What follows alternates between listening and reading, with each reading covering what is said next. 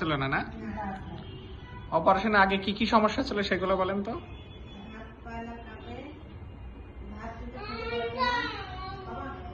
ভাত তুলে খেতে পারতো না,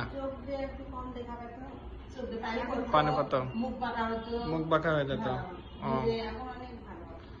এখন এখন আপনার হলো হাত দিয়ে খেতে পারতেছে, তারপরে এখন হলো চোখে ঝাপসা দেখা কমছে, ও চোখে ঝাপসা দেখাও কমছে, আর এখন না হলে হাত দিয়ে তুলে খেতে পারে। তাহলে আর মুখ বাঁকার তো নাই, আগে তো দেখছিলাম অপারেশন থিয়েটারে নিয়ে যাওয়ার সময় মুখ বাঁকা ছিল, এখন তার ঘাড় বাঁকা ছিল, এখন তো আর মুখটা বাঁকা নাই তার। এখন তো আল্লাহর মতো আগের চাইতে অনেক ইমপ্রুভ হয়েছে।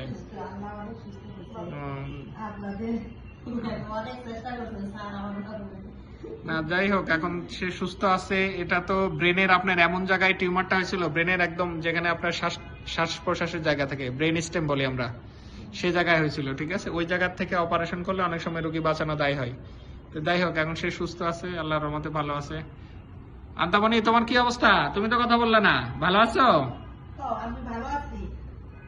ভালো আছো? মাথা ব্যথা করতেছে, একটু মাথা ব্যথা করতেছে, ঠিক হয়ে যাবে, ওষুধ দিয়ে দিছি, ঠিক আছে?